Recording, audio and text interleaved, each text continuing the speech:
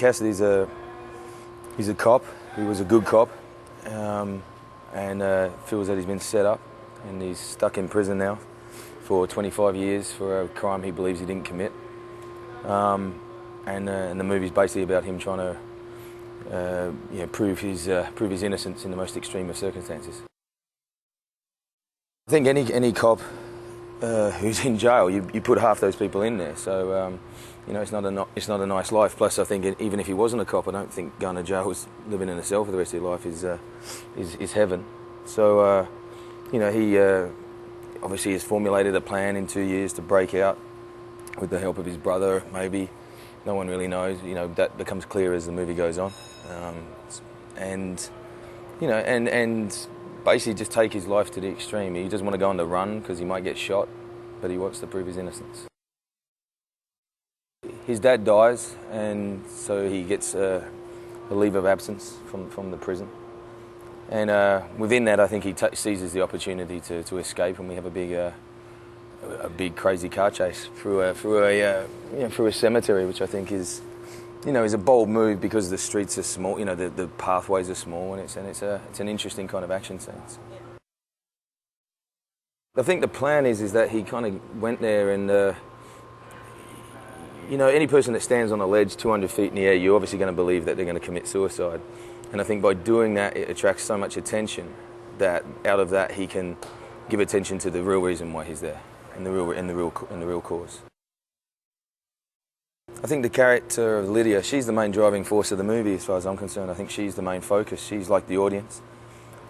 She's thrust into this world where everyone else knows the situation or has been involved in Nick being put in jail, and she's the innocent. And through her eyes, not only can he regain have an honest ear and have someone who fights for him, but I think also that what she lends to it is she allows the audience into this dilemma on a heightened state.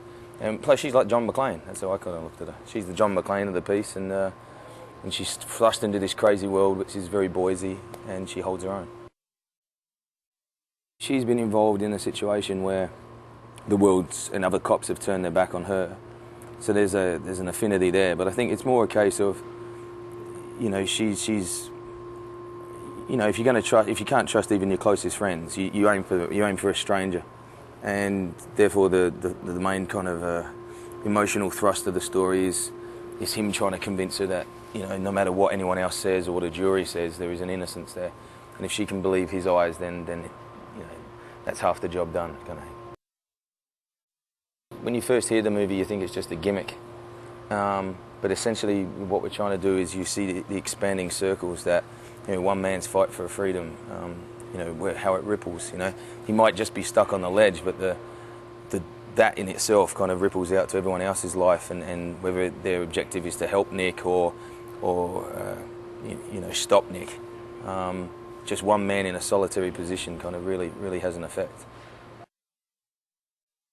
You go out on a ledge and it's 200 feet up, so for the first couple of days out there, your experiences are real and they don't go away. The fear doesn't go away, and I don't really like heights myself, so you just kind of tap into it and it helps the scenes roll. But when you're in 8 foot tall, you kind of have to you have like a sense memory of that, I suppose. And then also being on the real ledge, you can get comfortable and quite complacent, and because no matter how high it is, you are nervous, but your body tends to relax. And to generate kind of the feeling that you want an audience to experience. If you're out there for 8 hours, you're obviously going to get comfortable. But to kind of like keep the audiences, give them what they expect, which is this immediate fear that this man can fall off any time. I saw his doco, and I loved it. I think it was one of the best docos I've ever seen. And it's very hard to go from that kind of anarchy to a structured anarchy, which is making a film. Making like a fictitious film. But he handles all the elements. This is a big film, to have as your first film, and he handles them with energy. He gets excited by what he's making, and you kind of have to calm him down sometime and go, otherwise we never get any work done. But I like that. At least it's not a negative energy. It's someone that is enjoying the process, is enjoying learning, and I've always said you're only as good as your other castmates and your director, and I feel safe around them. So hopefully it reflects in what I'm doing.